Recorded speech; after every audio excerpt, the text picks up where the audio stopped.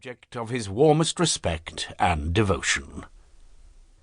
His good looks and his rank had one fair claim on his attachment, since to them he must have owed a wife of very superior character to anything deserved by his own.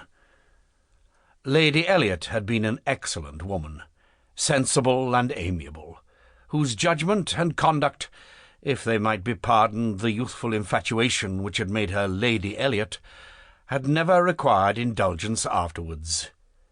She had humoured, or softened, or concealed his failings, and promoted his real respectability for 17 years, and, though not the very happiest being in the world herself, had found enough in her duties, her friends, and her children to attach her to life, and make it no matter of indifference to her when she was called on to quit them. 3 girls, the 2 eldest, 16 and 14, was an awful legacy for a mother to bequeath, an awful charge, rather, to confide to the authority and guidance of a conceited, silly father. She had, however, one very intimate friend, a sensible, deserving woman, who had been brought, by strong attachment to herself, to settle close by her in the village of Kellynch, and on her kindness and advice Lady Elliot mainly relied for the best help and maintenance of the good principles and instruction which she had been anxiously giving her daughters. This friend, and Sir Walter, did not marry, whatever might have been anticipated on that head by their acquaintance. 13 years had passed away since Lady Elliot's death, and they were still near neighbours and intimate friends, and one remained a widower, the other a widow. That Lady Russell, of steady age and character, and extremely well provided for, should have no thought of a second marriage, needs no apology to the public, which is rather apt to be unreasonably discontented when a woman does not marry again than when she does not. But Sir Walter's continuing in singleness requires explanation. Be it known, then, that Sir Walter, like a good father, having met with 1 or 2 private disappointments in very unreasonable applications, prided himself on remaining single for his dear daughter's sake. For one daughter, his eldest, he would really have given up anything, which he had not been very much tempted to do.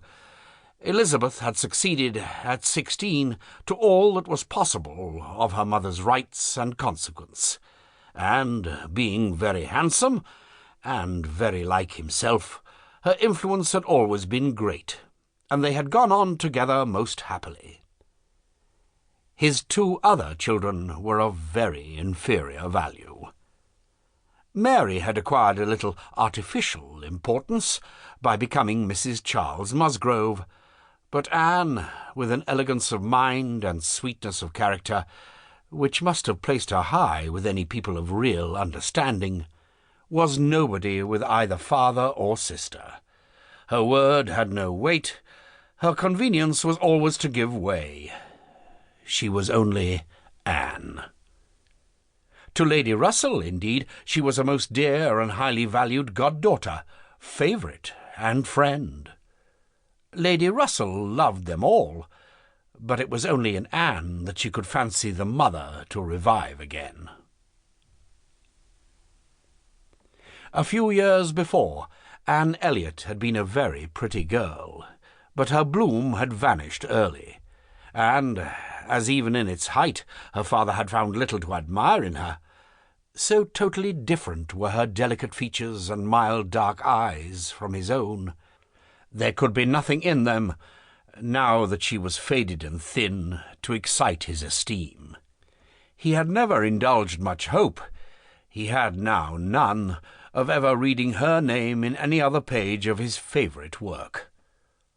All equality of alliance must rest with Elizabeth, for Mary had merely connected herself with an old country family of respectability and large fortune, and had therefore given all the honour and received none. Elizabeth would, one day or other, marry suitably.